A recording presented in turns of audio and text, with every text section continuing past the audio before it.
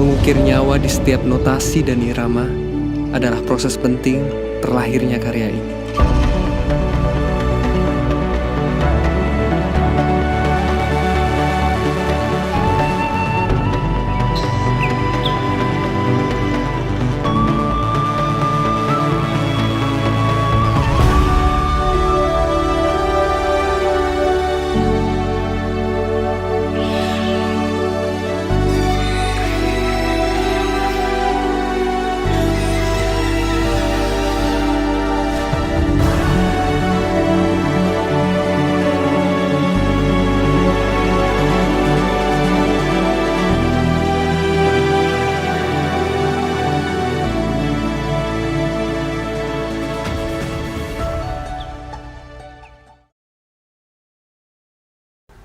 Dalam iklim demokrasi yang bebas, tahapan pemilihan umum tak hanya diwarnai oleh dialektika mereka yang memilih. Pilihan politik untuk golput atau tidak menggunakan hak suara pun senantiasa muncul.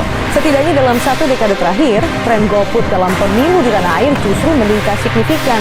Kemudian juga masyarakat akhirnya lebih terpacu, lebih termotivasi untuk memilih capres-cawapres, tapi bukan caleg. Dan bahkan juga banyak masyarakat yang tidak terlalu mengenal siapa saja sebenarnya sosok-sosok yang akan mewakili suara mereka, suara rakyat di anggota dewan. Dan akhirnya akibatnya yang tadi sudah sempat Anda saksikan juga, golput deh. Sehingga kemudian ada peningkatan yang signifikan di angka golput, masyarakat tidak memilih dalam pemilu legislatif. Jadi pada saat ada petahana yang ikut, keinginan masyarakat untuk memberikan suara tuh agak kecil karena entah percaya atau tidak terhadap kejujuran dari pelaku atau penyelenggara pemilu.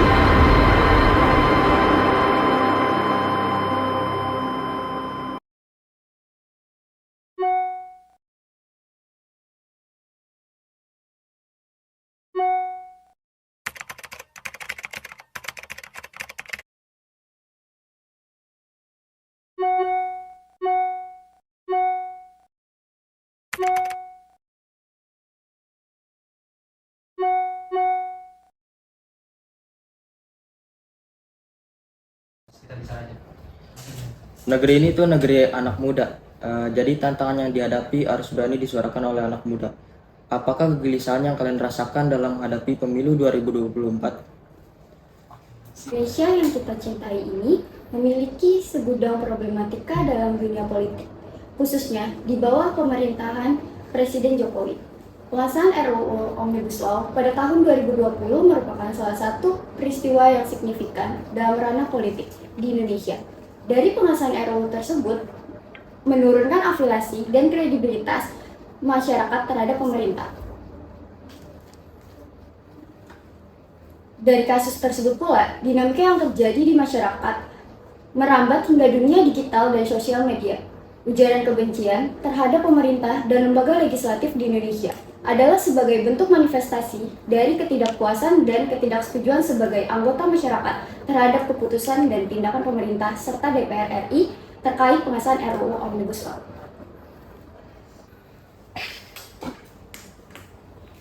Meskipun dalam ranah politik di Indonesia saat ini banyak sekali masalah yang muncul, tapi kita juga harus tahu apa saja konstruktif di ranah politik saat ini.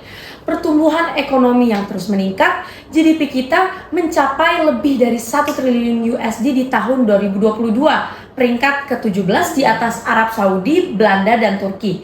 Dan yang selanjutnya itu 1,6 juta orang di Indonesia berhasil keluar dari garis kemiskinan pada tahun 2022 sampai tahun 2023. Dan yang selanjutnya, neraca perdagangan di Indonesia juga mengalami surplus. Ekspor di Indonesia mencapai lebih dari 20 miliar USD, sedangkan impor kita hanya 17 miliar USD di bulan Juli tahun 2023. Dan yang terakhir, indeks pembangunan manusia di Indonesia di posisi kelima dari 10 negara di ASEAN.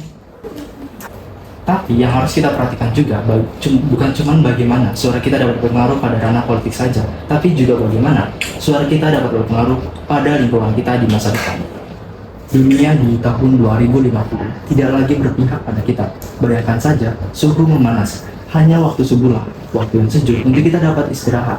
Hanya orang-orang kaya lah yang bisa mendapatkan air bersih. Tempat duduk, keran-keran di tempat duduk dikunci. hutan-hutan terbakar, 2 miliar orang berhadapan langsung dengan suhu yang bisa mencapai 60 derajat Celcius. Titik panas manusia tidak dapat bertahan lebih dari 6 jam. 2050, permukaan air laut naik drastis, menyebabkan badai ekstrim, menewaskan ribuan orang dan menusuk jutaan orang. Banyak kota dunia yang tenggelam, termasuk Jakarta. Orang-orang harus mengungsi ke tempat yang lebih tinggi. 2050, wabah banyak bermunculan. Perubahan suhu, urbanisasi, dan pergerakan populasi mengakibatkan penyebaran penyakit. Wabah baru bisa melampaui angka kematian yang disebabkan oleh penyakit jantung, menciptakan krisis penyakit kesehatan. 2050, kelaparan merajalela. Populasi dunia mencapai 9 miliar. Banyak duit yang harus dimakan, sedangkan dunia kekurangan air bersih untuk pertanian. Bahan makanan akan mahal, orang-orang akan kekurangan gizi meningkat. Bantuan logistik kalaupun ada pasti terlambat karena terhambat bencana di mana-mana.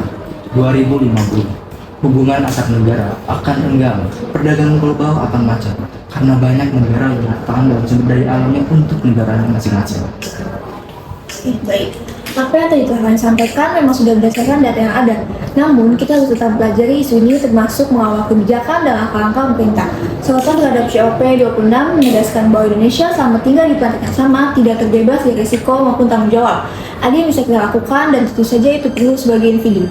Namun, rangkaian kebijakan negara yang berdampak signifikan ini yang paling kita butuhkan saat ini. Kita memang tidak bisa memilih planet, tapi masa depan bisa.